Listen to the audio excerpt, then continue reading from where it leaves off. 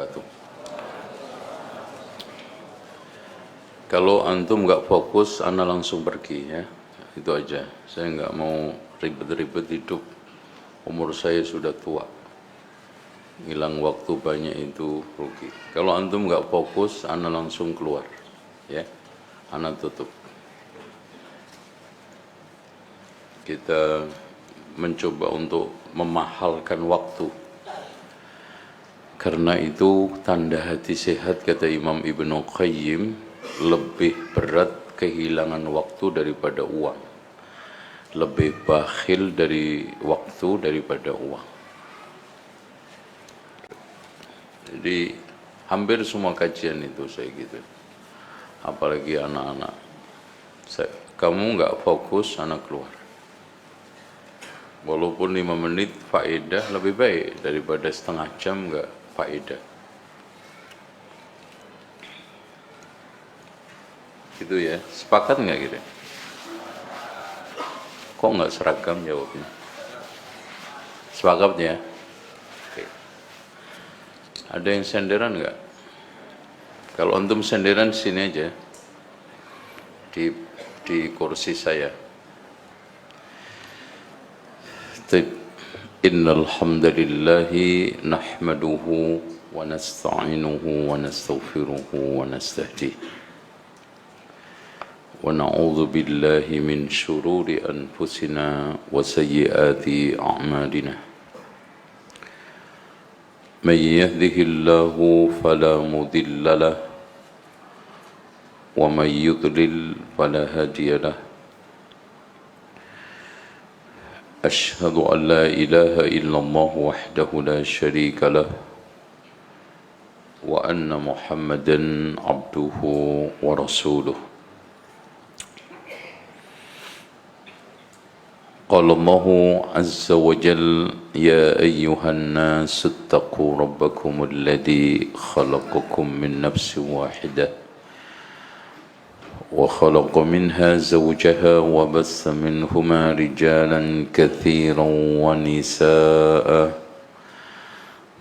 واتقوا الله الذي تساءلون به والأرحام إن الله كان عليكم رقيبا.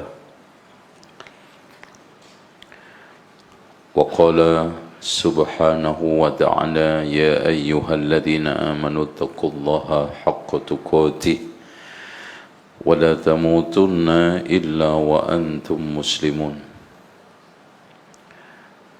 وقال تبارك وتعالى يا أيها الذين آمنوا اتقوا الله وقولوا قولا سديدا يصلح لكم أعمالكم ويغفر لكم ذنوبكم ومن يطع الله ورسوله فقد فاز فوزا عظيما.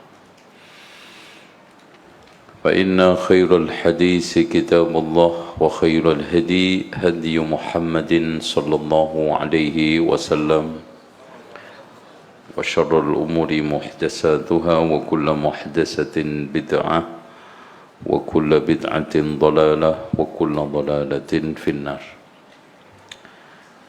Hadis ini memiliki sanad yang cukup eksotik dan sanad yang paling bergengsi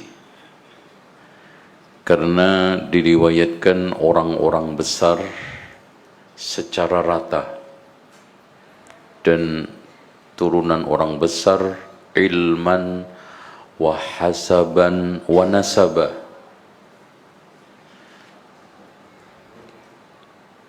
Coba kita bedah satu persatu lewat pembacaan hadis ini. Tafadhal Ustaz Syukri, yang lainnya menyimak ya. Antum dosa kan antum bawa Sahih Bukhari enggak antum simak, itu namanya berkhianat. Nenteng gaya tapi enggak disimak. Tafadhal. Bismillahirrahmanirrahim. Alhamdulillah wassalatu wassalamu ala Rasulillah, amma ba'd. قال المؤلف في كتابه رحمه الله تعالى نفعنا الله وبعلمه وبعلم شيخنا وأستاذنا آمين يا رب العالمين. آمين يا رب العالمين. باب حدثنا إبراهيم ابن حمزة. Sebentar Ustaz. Babun ini nggak ada judulnya. Makanya judul yang saya kasih itu hanya intisari dari isi hadis yang disampaikan dari Heraklius, yaitu Malvius Heraklius Augustus. Jadi Agus itu dewa yang ada di kalangan orang-orang Romawi, Agus. Makanya orang besar di Indonesia disebut dengan Gus. Gus itu turunan kiai, ya. Gus itu dari Agus. Ada kiai yang punya pondok namanya Gus, kiai yang yang anaknya kiai yang nggak punya pondok disebut dengan Cak. Makanya ada Cak Nur karena nggak punya pondok, ada Gus Dur karena punya pondok bapaknya. Sama dengan saya, Cak Nal. Itu kan gitu. Taib. Bapaknya Heraklius Akbar. Ini kita baca dulu sanadnya. Babun ini kalau kita i'rab berarti hada babun. Kalau kita i'rab. Kalau enggak ya pemisah seperti faslun, itu aja. Babun faslun. Apa? Ya setelahnya pembahasan. Tapi kalau kita i'rab hada babun, hada faslun. Tafadhal.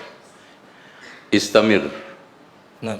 Benar enggak itu bahasa istamir? Ustaz Syukri. Wasil. Wasil. Jadi jangan istamir, nanti diganti munir, repot ya. Istamir, munir, terus terang. Kan gitu. Tafadhal. Babun haddatsana Ibrahim ibnu Hamzah. Masya Allah, Ibrahim ibnu Hamzah ibnu Mus'ab ibnu Muhammad ibnu Abdurrahman ibnu Auf, ya. Maaf ya, sebentar. Mus'ab ibnu Abdullah, maaf, ibnu Abdullah ibnu Zubair ibnu Awam. Ini berarti cucunya Abdullah ibnu Zubair. Ini makanya saya katakan orang besar ilman wa hasaban wa nasaba, yaitu Ibrahim ibnu Hamzah ibnu Ibrahim ibnu Muhammad ibnu Abdullah ibnu Zubair ibnu Awam. Taib, lanjut. Qala haddatsana Ibrahim ibnu Sa'd. Ibrahim ibnu Sa'ad ibnu Ibrahim ibnu Abdurrahman ibnu Auf. Masya Allah. Dan jarang orang besar melahirkan orang besar itu. Seperti yang dikatakan oleh Imam Ahmad. Lihat aja tokoh-tokoh besar di Indonesia yang anak cucunya besar bisa dihitung jari, itu pun jarinya orang cacat. Jadi berarti cuman ya cek aja. Karena jarang sekali orang besar dan hebat melahirkan orang hebat. Dan ini sanad ngumpul orang-orang besar satu level. Ya, yang tadi anak cucunya siapa? Abdullah ibnu Zubair.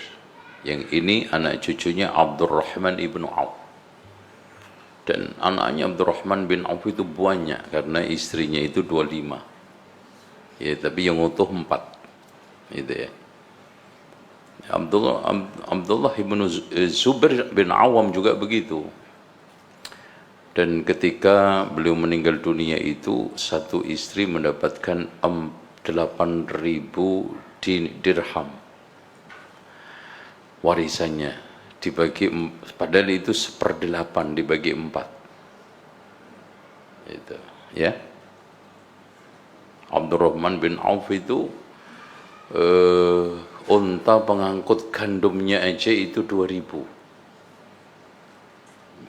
Dan sahabat yang dijamin masuk surga itu nggak ada yang miskin, nggak ada yang kiri kayak antum. Gimana? Sahih nggak? Kok melototin saya Pak Nana? Salah nggak saya? Perasaan nggak salah. Antum cek aja fakta al-ashratul mubasysyaruna bil jannah. Siapa yang miskin? Nggak ada. Makanya zuhud itu tidak kesan miskin, qanaah itu tidak kesan miskin. Bahkan qanaah itu terima apa adanya pemberian Allah, yang penting halal meskipun 50 miliar. Itu qanaah.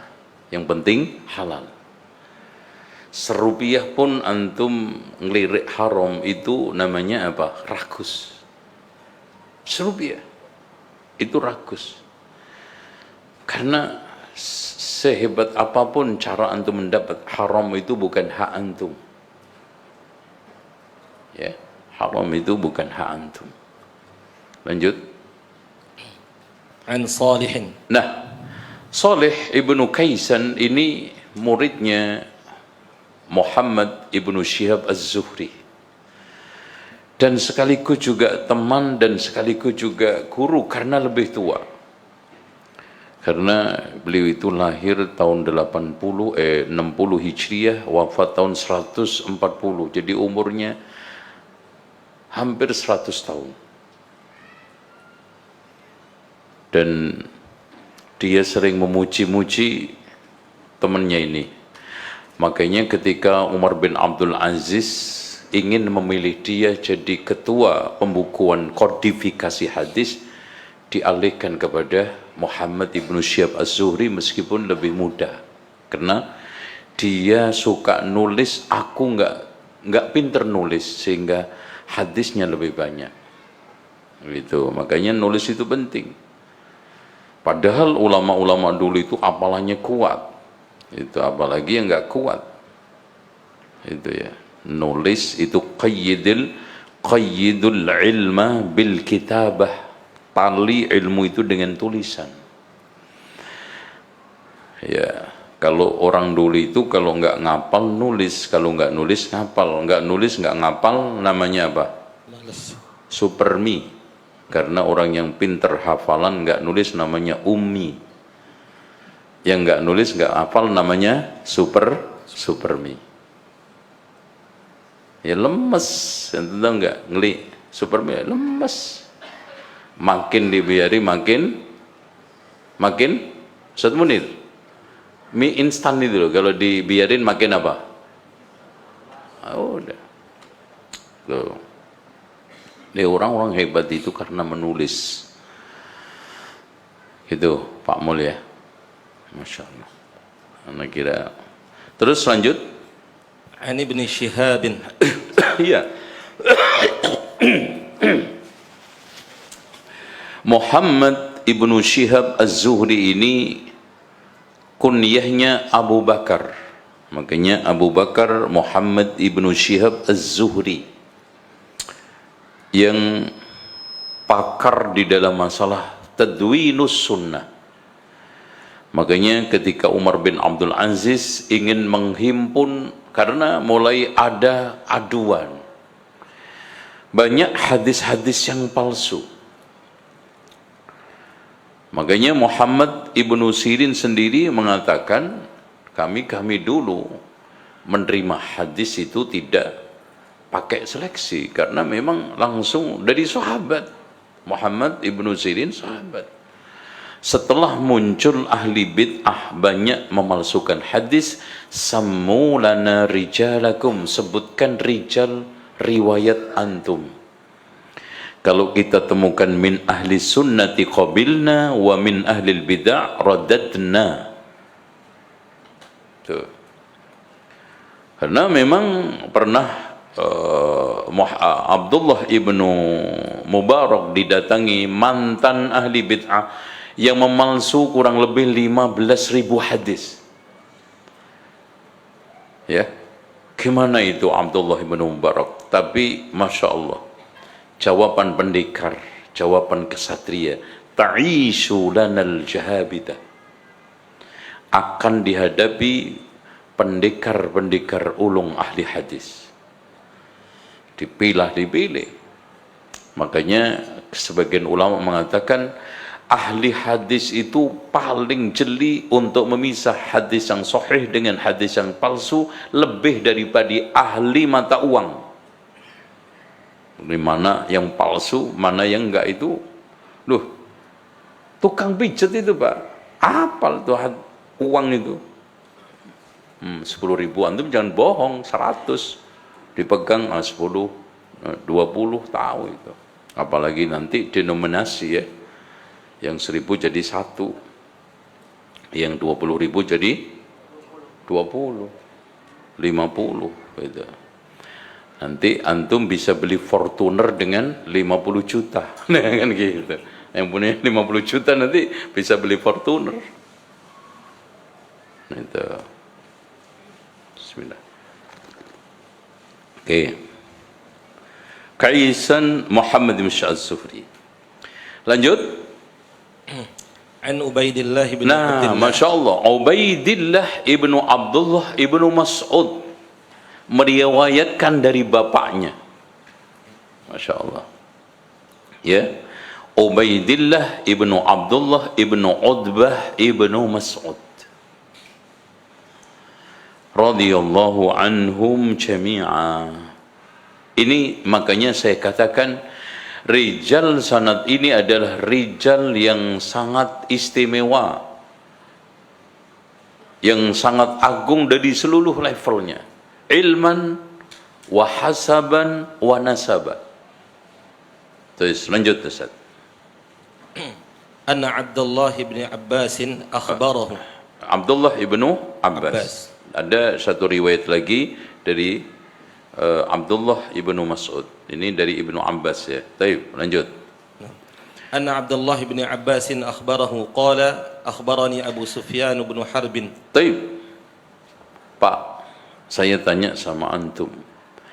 Ketika Rasulullah mengirim surat kepada Heraklius, kemudian Heraklius mencari cara second opinion.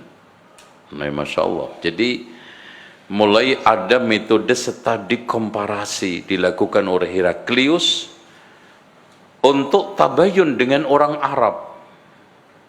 Itu. Dari keluarganya tapi enggak muslim untuk supaya enggak memihak. Masya Allah. Itu. Ini. Kira-kira Abdullah ibnu Abbas sudah ada belum tuh? Sudah ada belum? Halo, tes. Beliau mengatakan ketika Rasulullah wafat, saat itu aku sedang di khitan, kurang lebih 8 tahun. Belum ada. Berarti di sini Ibnu Abbas meriwayatkan dari Abu Sufyan setelah masuk Islam, setelah terjadi peristiwa.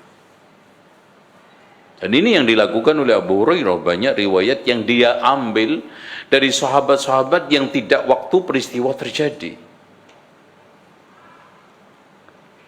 Atau mengecek ulang lagi kepada Rasulullah setelah compare kepada sahabat setelah beliau masuk ke Ma'had Ashabus Suffah yang muridnya 70 itu ya, diantaranya Abu Hurairah, Ammar bin Yasir, Miqdad ibnu Aswad, Bilal bin Rabah, Khabbab ibnul Irs, sahabat-sahabat yang miskin itu. Tapi tekun fokus, nggak kayak antum ngaji berapa jam aja udah pada mata antum itu tidak layak untuk ahlul jannah. Kalau diajak untuk nonton film melek terus kan nauzubillah gitu. Yang betah gitu loh Pak. Ulama-ulama dulu, Syekh bin Bas itu satu hari itu tidur cuma 4-5 jam. Yang lainnya apa? Membaca, mengajar. Padahal beliau buta, dibacakan. Bahkan yang bacakan lebih kalah pertahanannya daripada Syekh. Sekali majelis yang baca itu 2-3 orang. Syekh bin Bas masih tegar untuk mendengarkan itu. Makanya beliau itu hampir hafal Fathul Bari. Makanya beliau memiliki kitab Tahqiq Fathul Bari. Karena saking seringnya dibaca.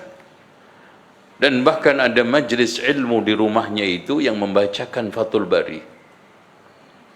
Cuman saya nggak bisa ikut karena nggak hari libur. Kalau saya hari libur Jumat bisa ikut, cuman tafsir Al-Baghawi. Itu yang membacakan anaknya. Itu ya. Nah, antum dikasih biji mata yang sehat, malas baca, kenapa? Ya.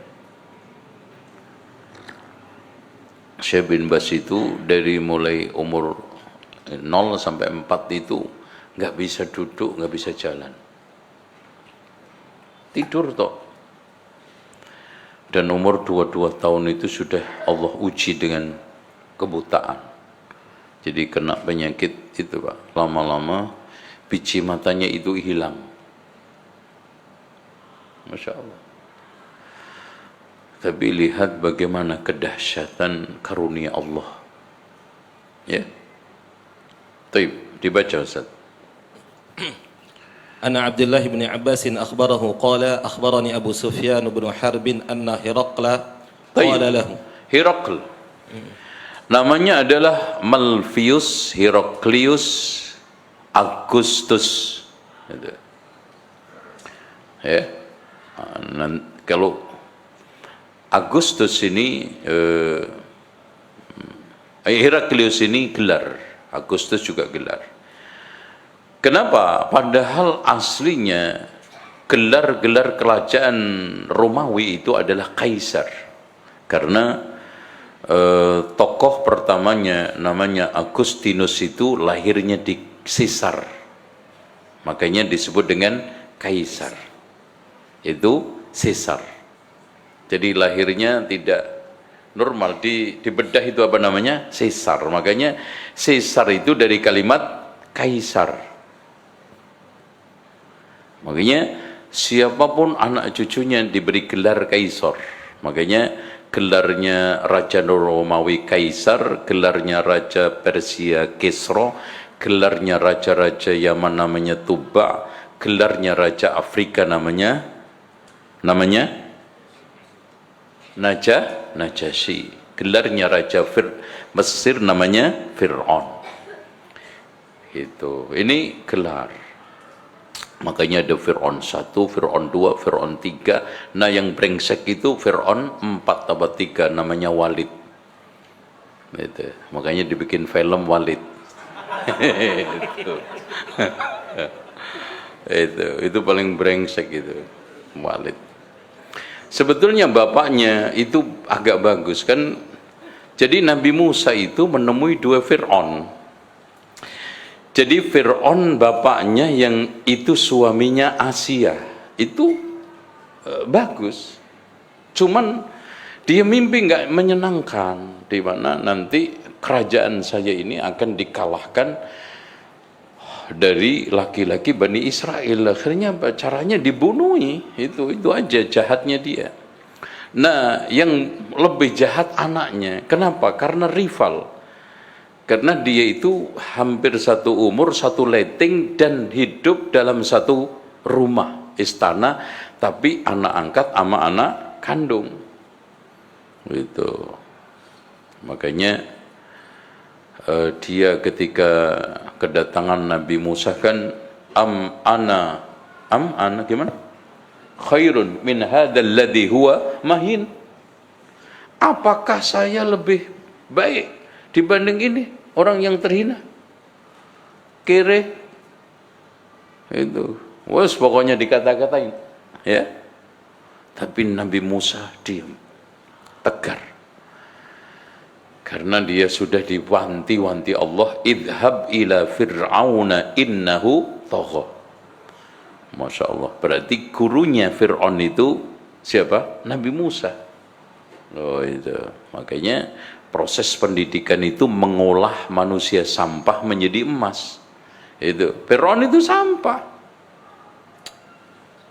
Jadi makanya antum jangan ngilu, ada perasaan aneh-aneh ketika melihat anak didik antum itu aneh-aneh, bermasalah. Yakin seluruh IHBS ini nggak ada yang kayak Fir'aun. Loh, Nabi Musa aja sabar loh Pak. Bahkan Allah katakan faqula lahu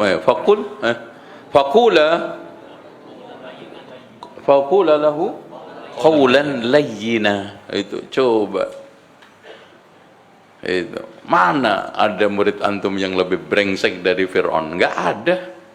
Itu aja faqula lahu qawlan layyina. Gitu loh Pak. Paham nggak lo? Nggak ada yang paham nih. Gue tinggal pulang. Paham nggak? Itu yang kenceng itu. Paham nggak Bu? Apanya? Itu pulang. Itu harus paham, itu guru itu digugu ditiru, uswah gitu. Oke. Heraklius itu termasuk sangat mewakili bapaknya, Heraklius Akbar, karena didikannya berhasil. Bahkan mungkin raja Romawi yang paling. Nah Pak, sebentar, nanti kenapa gelarnya raja Romawi itu pindah Heraklius, ini ceritanya, bukan kaisar lagi. Jadi Heraklius ini mengadakan peperangan. Alif lam mim ghulibatir rum fi adnal ardi wa hum min ba'di ghalabihim sayaghlib. Ghulibatir rum ketika bapaknya. Dia fi adnal ard, yaitu Urdun, tepatnya di sekitar Laut Mati. Itu fi adnal ardi, yaitu bumi yang paling rendah. Itu datarannya 800 meter di bawah permukaan laut. Itu kemarin kita diajak keliling Syekh itu diceritain itu. Tuh, antum nggak pengalaman tuh Pak Puji, itu pengalaman tuh diceritain tuh. Sono, makan, masya Allah ya Pak, buah-buahan, sayuran, masya Allah di sana. Nah, tembus ke sana Jericho, itu makanya pusat produksi kurma majdul, orang kita bilang majul, itu kan. Orang Indonesia itu banyak ngerubah masalah, gitu. Jadi ke Indonesia jadi majul, jadi majdul ya. Itu murtadho jadi murtolo kan, Ramadan menjadi romelan, itu rusak semua ya lisan. Nah, fi adnal ardi, nanti setelah mereka kalah, sayaglibun akan menang sama Heraklius anaknya. Itu dibabat semuanya, Romawi dibabat, Kisra dibabat, makanya dia menjadi imperator. Bizantium dikalahkan, Kaisar Sasan juga dikalahkan, dia bangkit menjadi Heraklius, mewakili negara besar yang bisa menaklukkan timur barat Persia Romawi. Makanya sejak itu, sejak bapaknya itu berubah menjadi Heraklius. Nah itu dia itu wafatnya tahun 640, Rasulullah hijrah ke Madinah tahun 622. Berarti Masya Allah ini. Jadi ketika saat puncak karirnya Heraklius, maka datanglah utusan yang dia juga ahli Taurat Injil. Masya Allah, ini Pak kelebihan dia. Bukan hanya gagah berani di dalam medan perang, ahli strategi, tapi dia penguasaan ilmu umum dan ilmu agama cukup kuat dan bagus. Makanya hampir masuk Islam dia. Iya kan? Antum kalau lihat suratnya, karena pemahamannya. Itu pentingnya ilmu agama, Pak. Heraklius karena penguasaannya terhadap kitab-kitab, dia faham ciri Nabi yang akan keluar nanti di Jazirah Arab, dan bukan dari bagian Bani Israel. Tuh, karena Sasan itu kan anaknya Nabi Nuh itu kan 3. Yang anak pertama Yafid nanti menurunkan turunan Kisra. Makanya orang-orang Kai ini Kisra, Persia itu dari sini. termasuk Cina, Korea Selatan, Indonesia. Makanya mukanya mirip-mirip itu. Orang Cina, Korea Utara, Korea Selatan, orang Jawa mirip mukanya. Cuman orang Jawa rada ledek karena cuaca. Gitu. Gitu. Ya, kalau antum tinggal di Cina mirip. Itu coba aja. Karena apa? Udaranya beda. Jadi walaupun pesek agak sedikit mancung. Kalau antum ini peseknya pesek bukel. Apa ya? Pesek buntung, ya. Karena apa? Udara yang dingin itu membuat mancung. Gitu, ya. Nah, ini karena saking peseknya yang bisa ketarik cuman pucuknya tok. Gitu. Tapi beda orang Eropa. Makanya kenapa Eropa itu? Karena memang udara. Gitu. Paham? Nah, anak yang kedua namanya Sam. Sam itu tinggal di Sumaria, daerah ini Irak. Nanti melahirkan Ibrahim, Ishak, Yakub, dan nanti Yakub memiliki Ishak memiliki dua anak, Aiso. Nah, Aiso ini yang melahirkan raja-raja Romawi. Nah, Yakub lebih banyak melahirkan apa? Ahli agama. Makanya ketika saat terjadi persimpangan pada zaman Nabi Tolut ini turunan dari agama. Kemudian diberikan Ibrahim, ini Daud, Sulaiman, banyak yang protes.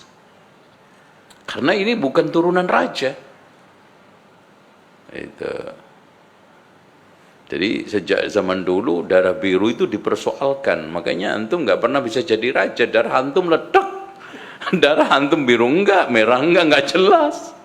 Itu.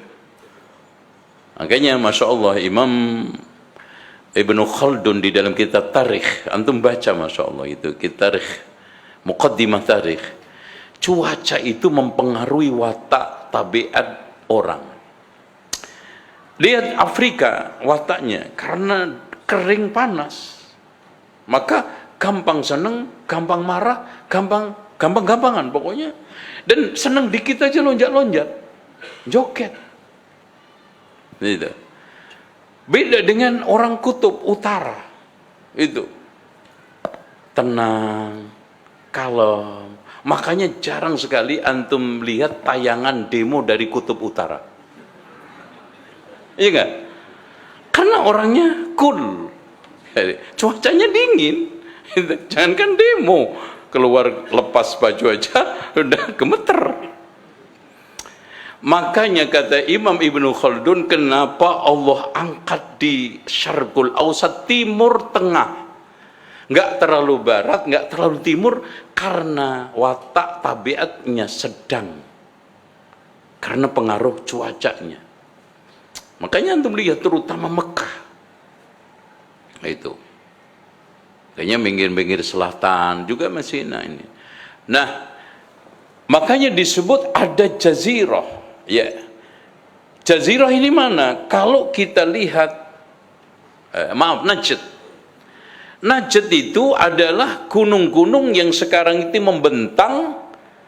Kalau kita bicaranya Mekah, memang Riyadh. Tapi kalau sekarang bicaranya adalah Adnal Ardi, sekitar Jordania, Najd itu adalah dataran tinggi gunung yang membentang dari ujung Irak sampai ke Yordania. Itu yang menghalangi air laut itu tidak masuk ke Adnal Ardi tadi itu. Kalau tidak ada itu Pak, Adnal Ardi yang 800 di bawah permukaan laut, banjir. Masya Allah. Makanya ketika Rasulullah Shallallahu Alaihi Wasallam bahwa nanti Najd itu pusat fitnah Irak, karena bicaranya ketika itu di Madinah. Madinah lebih dekat kemana? Syam. Beda kalau Rasulullah bicaranya di Mekah. Itu makanya nggak cocok kalau Najd itu arahnya ke Riyadh, karena Rasulullah mengatakan ketika Najd itu sebagai sumber keburukan, posisinya di Madinah, dan dataran yang membentang itu mana? Irak sampai ke Yordania. Itu seperti kalau di Indonesia, di Sumatera itu ada gunung yang panjang banget, itu apa namanya Mas? Bukit Barisan. Itu berapa kilo itu Pak? Yang dilindungi oleh internasional itu. Itu, masya Allah kayak gitu. Paham nggak? Dikit-dikit belajar sejarah gitu. Pak Mul seneng Pak Mul ini kayaknya, ya. Masya Allah. Tapi yang nggak seneng saya ngumpulin berhari-hari itu. Antum tinggal dengerin. Nah.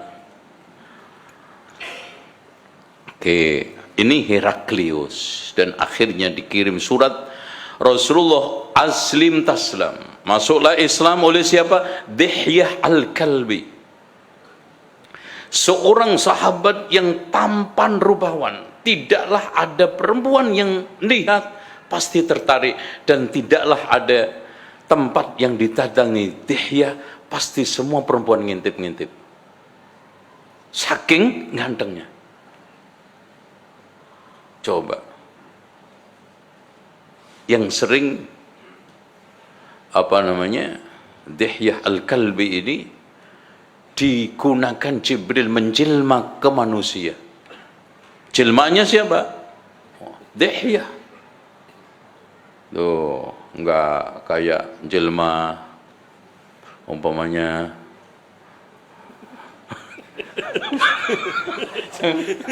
apa SD Pak Said. Gimana Pak?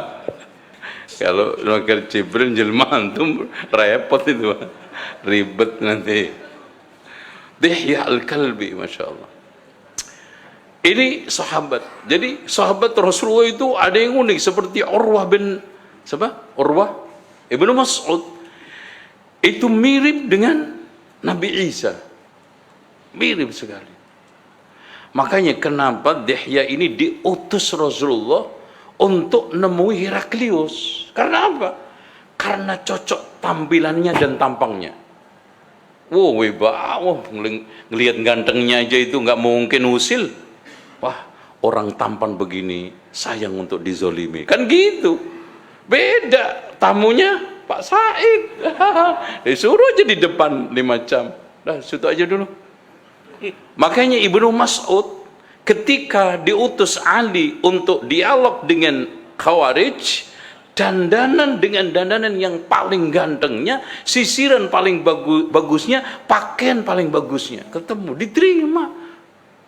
Coba ya, tampilan itu jangan diremehkan. Ya, tampilan itu yang elegan gitu loh. Baju-baju yang enggak patut dipakai itu buang gitu. Ada laki-laki yang sudah tidak memiliki nilai jual zahir batin. Kadang subhanallah, ya mentang-mentang istrinya enggak protes, pakai celana udah ngepir kayak sobbeker Honda, kagak pernah disetrika.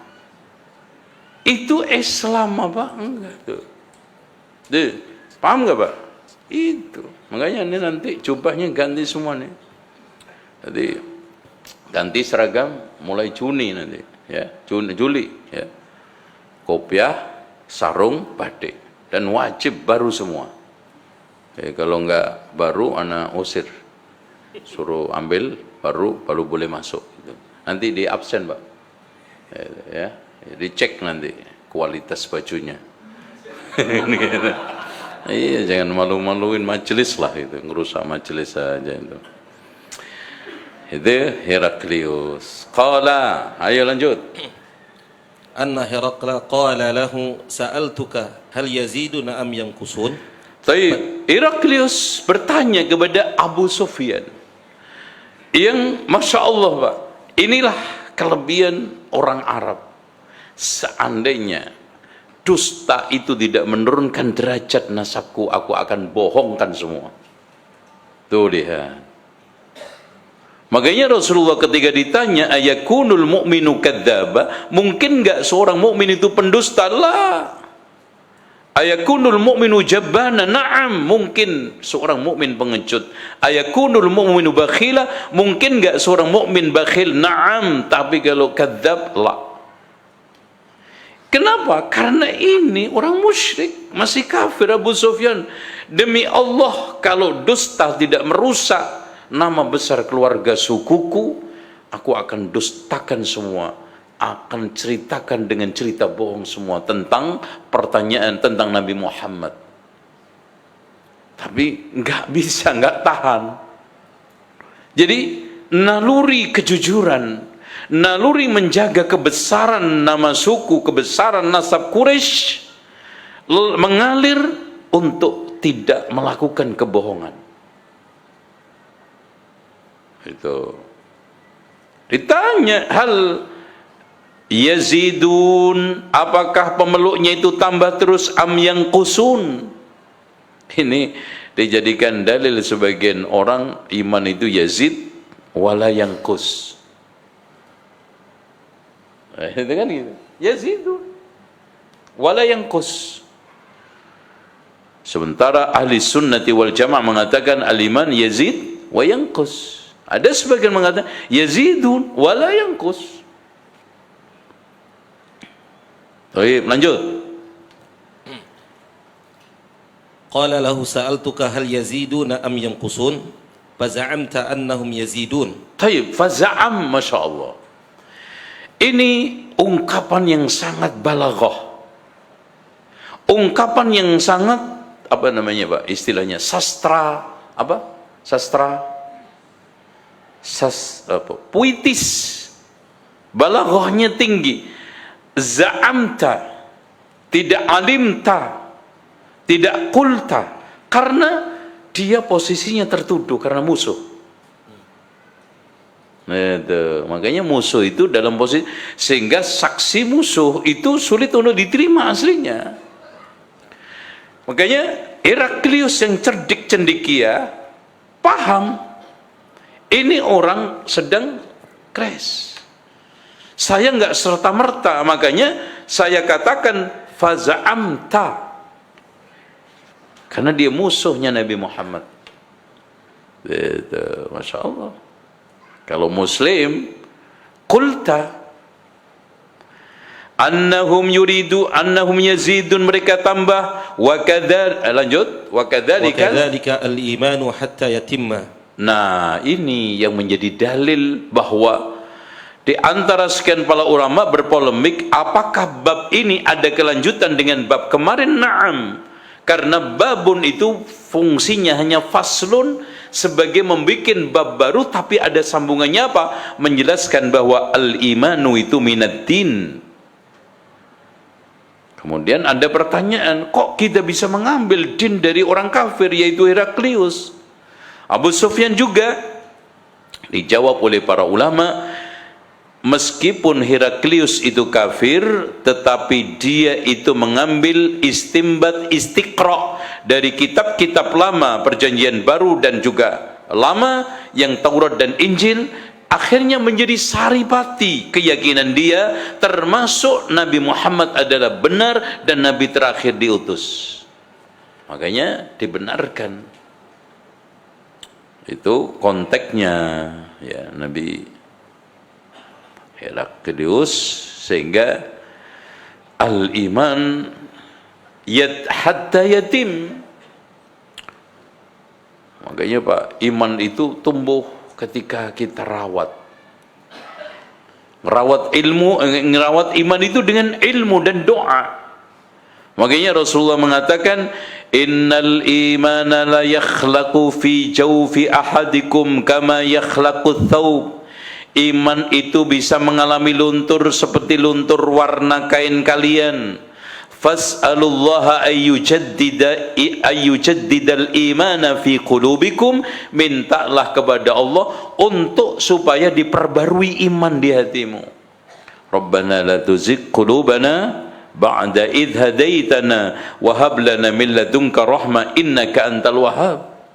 Allahumma inna nas'aluka imanan la yartad wa na'iman la yanfad wa murafaqata Muhammadin sallallahu alaihi wasallam fi a'la jannatil khuld. Itu kita minta karena kita enggak tahu nasib kita.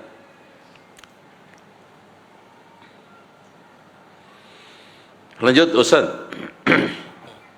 Wa sa'altuka hal yartaddu ahadun sakhtatun Naam, sakhtatun lidini ba'da an yadkhula fihi faza'amta alla. La, tayyib. Yartad, makanya Pak, Masya Allah, lihat orang-orang yang keluar dari Islam rata-rata jatuh martabatnya di agama lain. Dan orang-orang yang sekarang masuk Islam rata-rata meninggi derajatnya setelah masuk Islam. Karena apa? Rata-rata yang masuk Islam itu orang-orang hebat.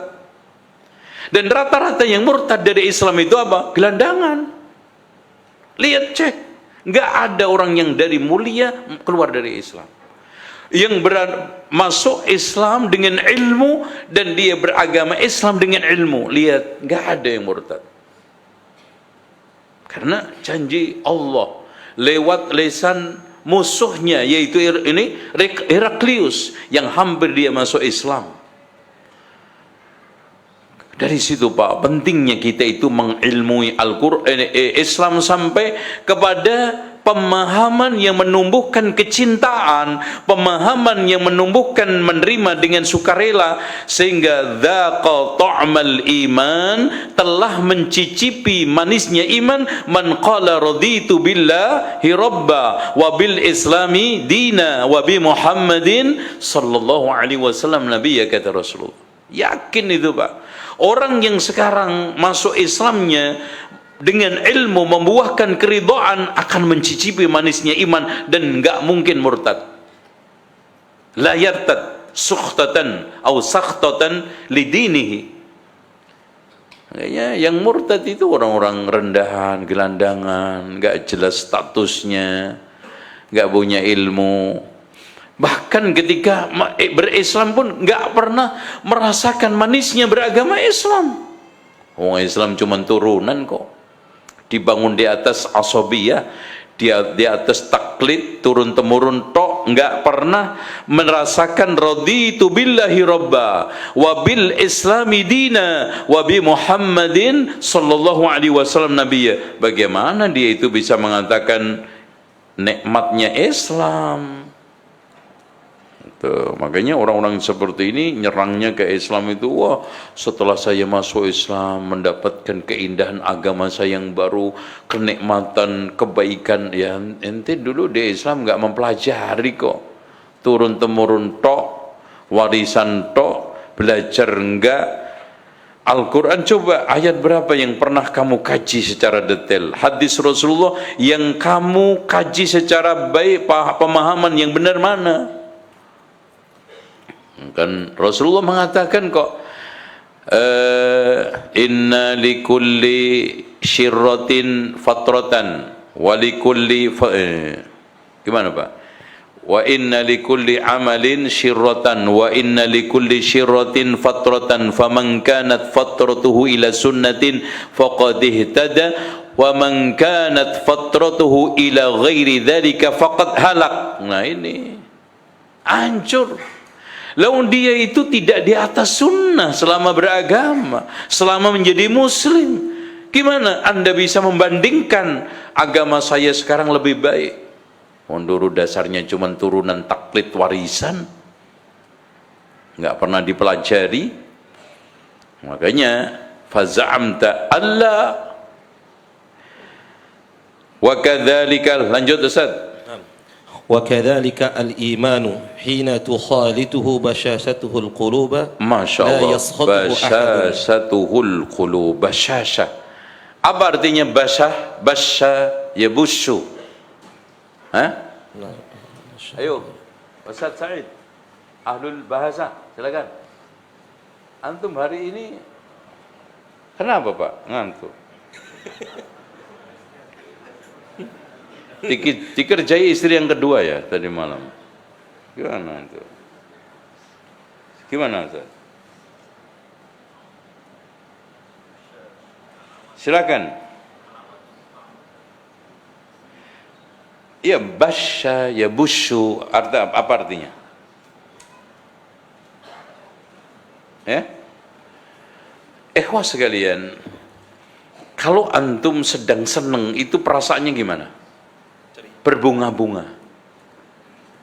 Bukan hanya wajah kita, ada perasaan apa ya, hati, bulu kuduk rada merinding-merinding itu loh, apa namanya itu? Apa itu namanya? Ya pokoknya itu, nggak ada bahasanya kayaknya itu. Tergiang-giang. Ya apa? Tergiang. Hah? Tergiang. Tergiang-giang. Iya pokoknya berbunga-bunga, saking senangnya itu, subhanallah ya. Itu basyasyah. Ketika iman itu menghasilkan bunga, terus berbunga-bunga, maka akan kuat merasuk ke dalam hati, sulit untuk copot. Qulub.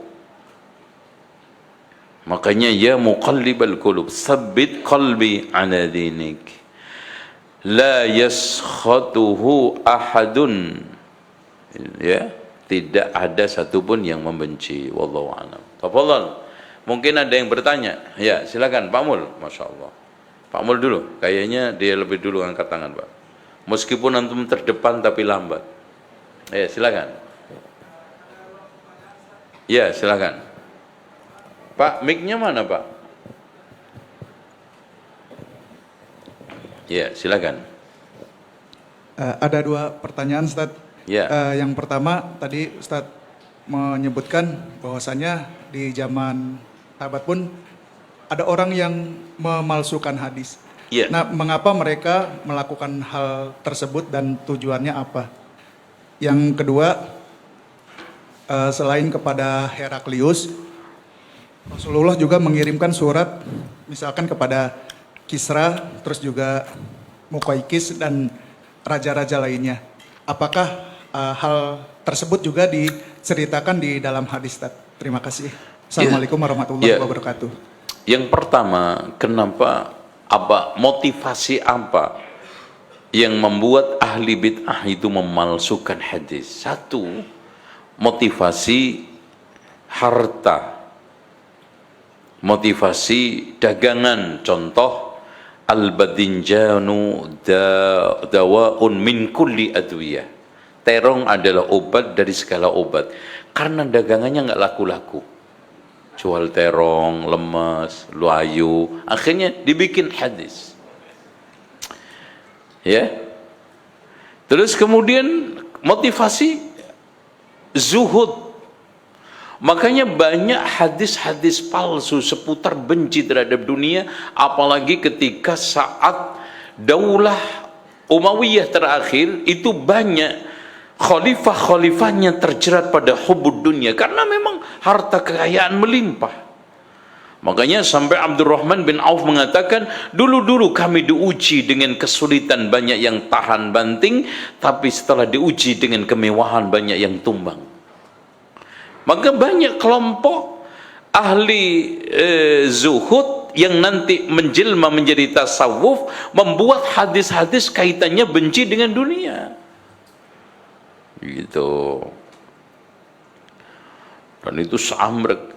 Ada motivasi politik. Hubbul watan minal iman. Itu hadis politik. Itu. Bahkan ada hadis yang tafsir juga tafsir politik. Inna syajarataz zaqqum ta'amul asim. Akhirnya seluruh partai yang simbolnya pohon diarahkan kepada syajaratuz zaqqum, ta'amul athim.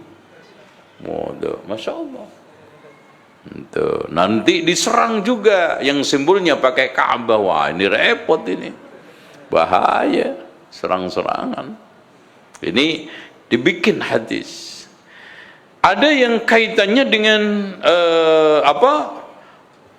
pelarisan pada spiritual tertentu. Contoh ziarah kubur. Ziarah kubur Nabi, man hajja walam yazur qabri faqad jafani. Siapa yang haji tidak ziarah kuburanku, maka dia telah menjauhiku. Hadis palsu. Bahkan Pak, tolong dicamkan. Kata Imam Ibnu Taimiyah, tidak ada satupun hadis yang sahih kaitannya keutamaan ziarah kuburan Rasulullah. Enggak ada satupun. Subhanallah. Ini bijaksananya Rasulullah. Kenapa? Karena kontradiktif. Rasulullah aja sendiri sudah mengatakan, Allahumma la taj'al qabri wathanan yu'bad. Ya Allah, janganlah engkau jadikan kuburanku sebagai wasan yang disembah. Terus di sana ada hadis-hadis keutamaan ziarah kuburan Nabi, kontradiktif. Dan yang kedua, karena kuburan Rasulullah itu nggak mungkin diziarahi. Karena syarat ziarah kubur harus melihat makbarah dan kita tidak bisa melihatnya. Bijaksana Rasulullah. Kalau dia kasih keutamaan ziarah kuburan beliau, Masya Allah itu. Waduh. Apa itu? Masjid Nabawi bisa hancur. Ya, karena ditokot di ini supaya bisa ngelihat. Dan itu akan terjadi polemik besar. Negara Saudi akan diserang supaya membuka kuburan Rasulullah. Tapi Rasulullah bijaksana. Rasulullah yang diantara sekian hikmahnya, bijaksananya, Allahumma la taj'al qabri wasanan yu'bad. Dan bedanya wasan dengan sonam, kalau sonam itu berbentuk makhluk, kalau wasan tidak harus, termasuk kuburan bisa jadi wasan, bahkan keris bisa jadi wasan. Tapi kalau sonam makhluk, itu bedanya antara sonam dengan watan. Gitu Pak, Masya Allah. Nah, motivasi terakhir untuk membuat serunya ibadah, dibikin hadis palsu. Itu man qara'a alfa suratil Fatihah maka dapat begini-begini. Hadisnya palsu. Siapa yang membaca 1000 kali surat Al-Fatihah di Arafah maka dosanya akan diampuni. Siapa yang ini, apalagi hadis kaitannya dengan keutamaan Rajab, keutamaan Sya'ban, banyak, terutama keutamaan Yasin. Dari sekian puluh Pak, itu yang sahih itu bisa dihitung jari. Coba, di antara surat yang paling banyak hadis-hadis yang mengandung keutamaan dan paling sedikit keutamaannya, Yasin. Coba itu. Lebih banyak surat Al-Baqarah loh Pak, keutamaan hadis sahihnya itu. Ya. Sehingga orang termotivasi untuk motivasi awalnya. Makanya untuk melihat motivator-motivator itu banyak menyampaikan cerita, kisah atau pikiran-pikiran yang itu sebetulnya bermasalah. Makanya contoh aja Isra Mi'rajnya Rasulullah sallallahu alaihi wasallam bulan Rajab itu ternyata disinyalir oleh para ulama, diantaranya Abu Syamah, diambil dari tukang-tukang dongeng. Karena riwayat-riwayat yang sahih Rasulullah itu Isra Mi'raj bulan apa? Bulan Rabiul Awal. Dan bulan Rabiul Awal itu Pak, banyak peristiwa besar terjadi. Lahirnya Rasulullah Rabiul Awal, wafatnya Rasulullah Rabiul Awal, hijrahnya Rasulullah Rabiul Awal, Isra Mi'rajnya Rasulullah Rabiul Awal. Kok ada sekarang peringatan hijrah Nabi bulan apa itu? Muharram. Itu hanya kaitannya apa? Penentuan awal tahun Hijriyah. Kenapa dikaitkan dengan Hijriyah? Karena persoalan penamaan. Karena saat pada zaman Umar ingin menetapkan kalender itu, kira-kira dikasih nama apa? Ada yang memberikan nama Miladiyah, ada yang memberi nama Ramadaniyah karena dikaitkan Ramadan, akhirnya dikaitkan dengan hijrah Rasulullah, Hijriyah. Itu aja. Nggak ada kaitannya Rasulullah hijrah itu bulan Rabiul Awal. Dan itu semua hari Senin rata-rata. Wafat hari Senin, lahir hari Senin. Rasulullah itu berangkat itu dari Madinah juga hari Senin, karena kan mulai sembunyi, berangkat dari rumah Jumat, Sabtu, Ahad itu sembunyi di Gua Sur. Senin berangkat ke Madinah, nyampe juga Senin. Gitu. Sholat Jumat di Masjid Jumat yang sekarang, baru masuk ke Madinah hari Senin. Itu. Makanya bangun Kuba itu Jumat, Sabtu, Ahad, Senin masuk Madinah. Makanya jangan antum bayangkan bangun Masjid Kuba itu kayak Masjid Ibnu Hajar bulanan. Masjid itu Pak dulu cuman tempat yang digaris, semua dikelilingi lubang-lubang supaya nggak dimasukin hewan-hewan, itu aja. Tanahnya tanah biasa, dipadetin toh. Makanya Rasulullah pernah ketika nemukan Lailatul Qadar hujan, dia sujud di keningnya kena apa? Nempel tanah. Makanya kata Umar bin Khattab, demi Allah kalau bukan karena 3, saya tidak betah tinggal di dunia. Pertama, menempelkan kening ke tanah-tanah untuk tahajud. Itu. Karena tanah dulu. Rumah-rumah juga banyak tanah dulu, nggak ada keramik, belum kenal. Paling juga tikar, anyaman kurma. Yang kedua, mengotori debu-debu padang pasir untuk jihad. Yang kedua. Yang ketiga, hadir untuk mendengarkan untaian mutiara hikmah dari orang-orang bijak. Itu yang bikin betah di dunia. Itu Pak, ya. Betul antum. Itu Pak Mul ya. Enggak apa-apa antum, enggak usah pakai mic, ana denger kok. Ya, betul langsung. Ya, ente. Langsung aja. Ya.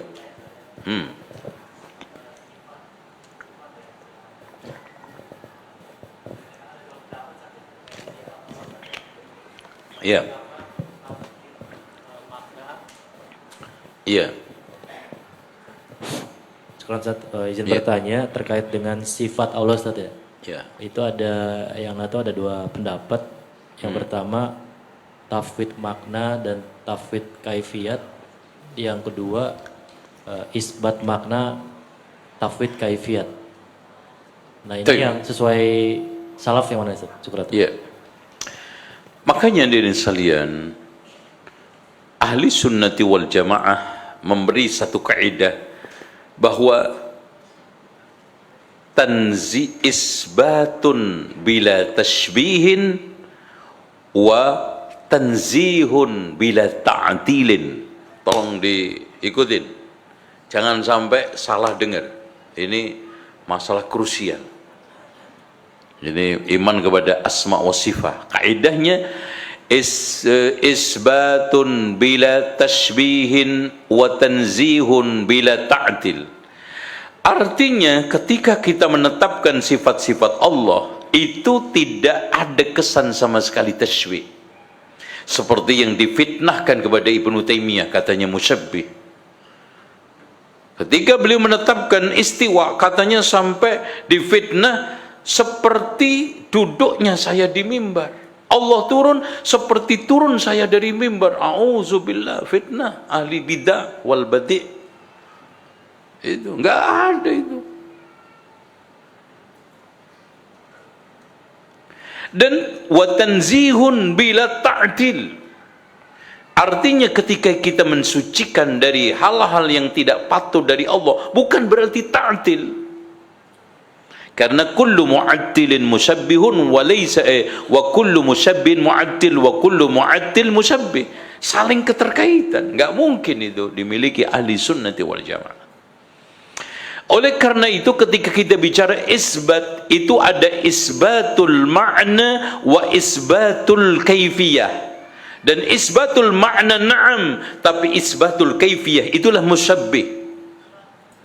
Makanya siapa yang menetapkan makna dan juga menetapkan kaifiyah, maka musyabbih. Siapa yang menafikan makna dan menafikan kaifiyah, namanya mu'attil. Sementara ahli sunnah wasat tengah, isbatul ma'na wa tafwidul kaifiyah. Artinya kita tetapkan makna wajah, tapi bagaimana wajahnya Allah, wallahu a'lam. Kita tetapkan makna istiwa, tapi bagaimana istiwa Allah, wallahu a'lam. Dan kita tetapkan kaki tangan Allah, tapi bagaimana tangannya Allah, wallahu a'lam.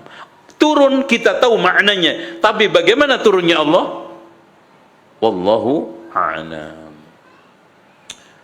Ada orang yang mempersoalkan sesuatu yang di luar ilmunya. Antaqulu 'ala Allahi ma la ta'lamun. Kalau Allah turun, kapan naiknya? Dia mempersoalkan yang dia tidak punya ilmu dan tidak akan tahu ilmunya sampai kapanpun. Patutnya dia itu diam.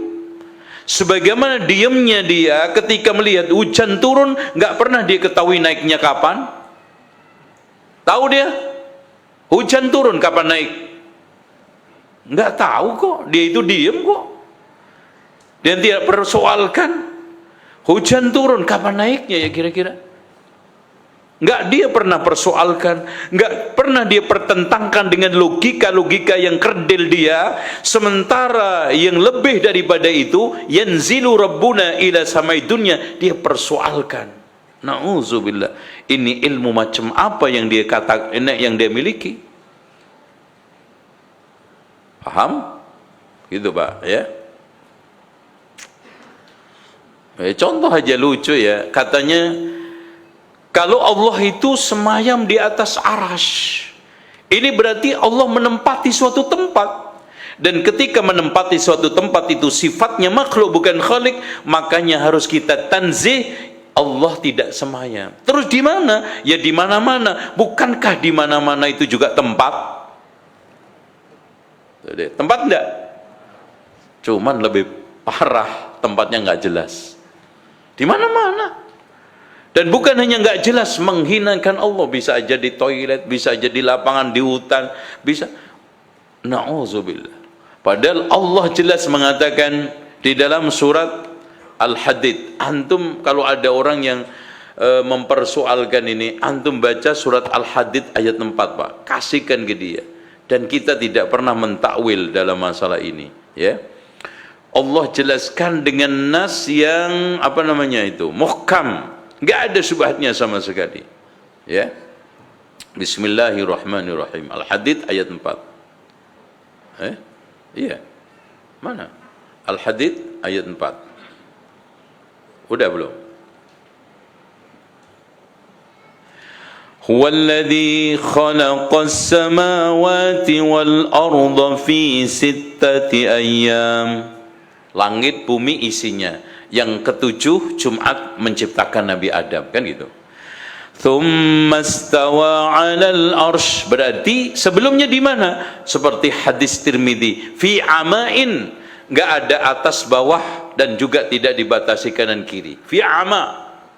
Tsumma stawa 'alal arsy, ya'lamu ma yaliju fil ardi, berarti Allah semayam di atas aras, ilmunya dimanapun kalian berada, sehingga ya'lam ma yaliju fil ardi wa ma yakhruju minha wa ma yanzilu minas sama' wa ma ya'ruju fiha wa huwa ma'akum. Mada? Al-ilmu wal ihatah. Makanya Allah akhiri, wallahu bima ta'maluna basir. Berarti yang di mana-mana apanya Pak? Sifatnya, ilmunya, ihatahnya, al-basirahnya, as-sam'nya, tetapi zatnya semayam di atas aras. Kok bisa? Ya itu bedanya khalik dengan makhluk.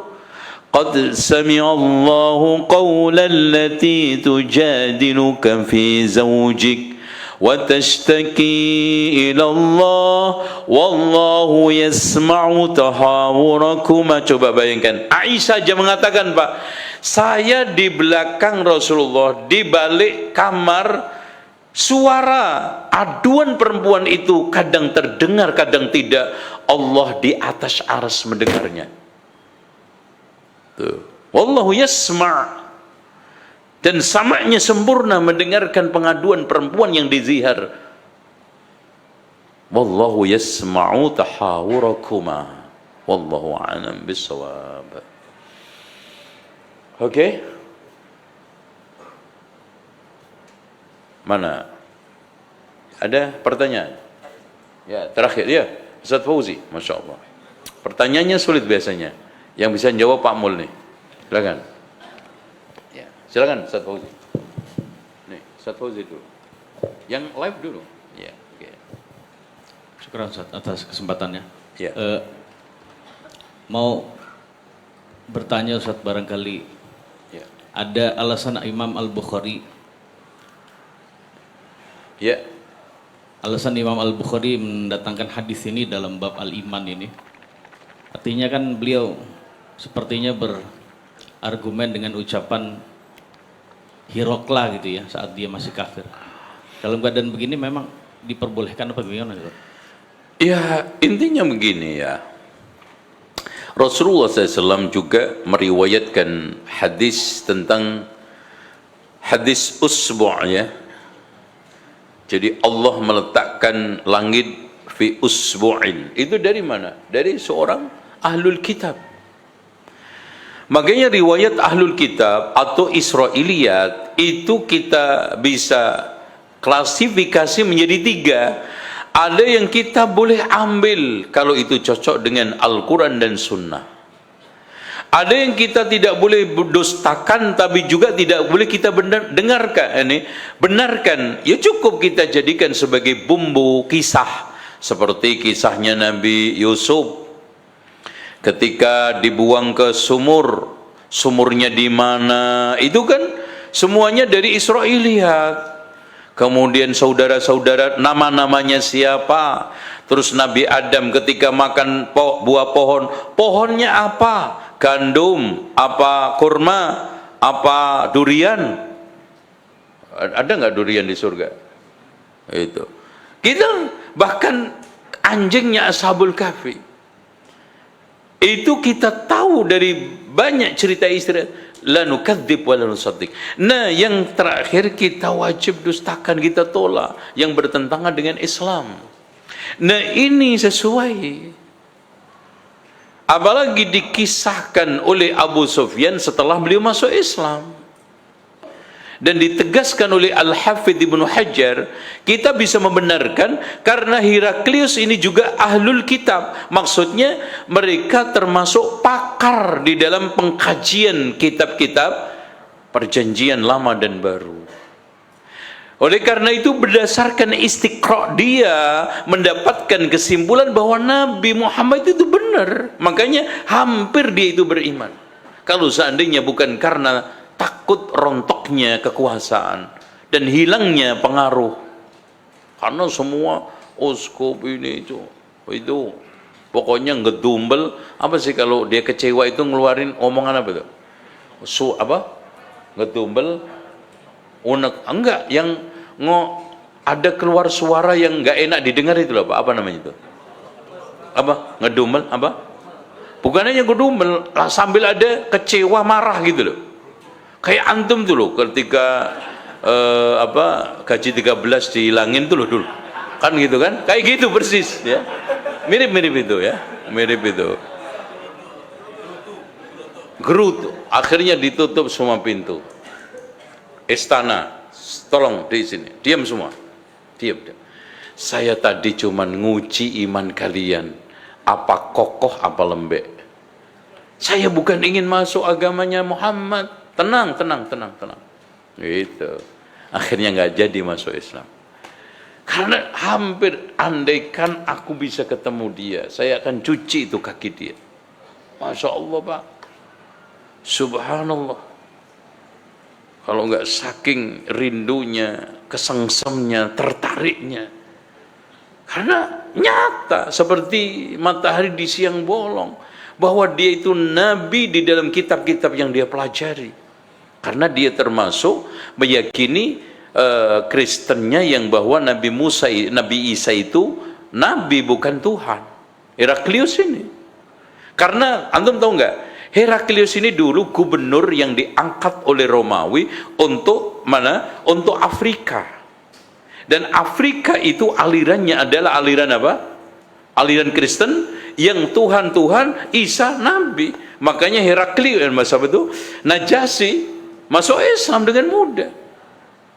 Itu. Maryam siapa? Dijawab dengan tegas. Nabi Isa siapa? Dijawab dengan tegas. Makanya Heraklius akhirnya ini diangkat ketika jatuh, bisa dijatuhkan oleh bapaknya Kaisar itu, maka dia akhirnya menjadi raja setelah bapaknya menguasai Eropa dan Timur Barat, termasuk Persia dikalahkan. Karena hebat ini Pak, hebat. Makanya ketika perang berbulan-bulan Rasulullah sama dia, ya, pasukan Romawi kan, sampai terjadi pembatalan ketika wafatnya Rasulullah kan, karena hebat pasukannya memang. Tapi pada waktu Umar bin Khattab, Yarmuk itu Masya Allah hebat, 200.000 pasukan mereka Romawi, karena sudah tidak dipimpin Heraklius lagi, pasukan Islam cuma 40.000 bisa memenangkan keadaan. Makanya mereka pernah ngancam di Tabuk kan, Rasulullah mengirim 40.000 sekian pasukan tapi menang tanpa perang akhirnya. Musuh itu takut sebelum perang. Nusirtu birru'bi masiratas syahri. Itu akhirnya balik. Itu kuat tentaranya. Makanya Eropa dan bapaknya ini bersama anaknya Heraklius itu memenangkan kerajaan Kaisar itu dengan revolusi. Makanya revolusi, kudeta, demokrasi itu memang telah lama disuarakan raja-raja Romawi, dilakukan raja-raja Romawi. Nah ini diadopsi orang-orang Demokratos itu. Ya, sing gede gemuk, sing kecil atos kan gitu, Demokratos kan gitu.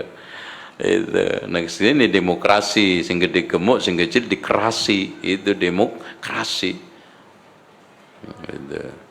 Suara rakyat, suara Tuhan. Kenapa? Karena Eropa ketika Renaissance atau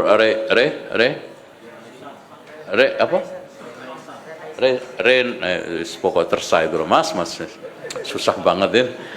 Itu ceritanya karena suara Tuhan, suara raja, suara Tuhan itu hampir menguasai seluruh raja. Titah raja itu seperti itu Tuhan. Jadi raja suruh bunuh itu disuruh Tuhan, harus bunuh. Makanya ada istilah mahkamah militer yang diperlakukan juga oleh mereka di kalangan mereka, yang terkena diantaranya Galileo Galilei sama siapa? Giordano. Giordano itu termasuk juga korban fatwanya gereja.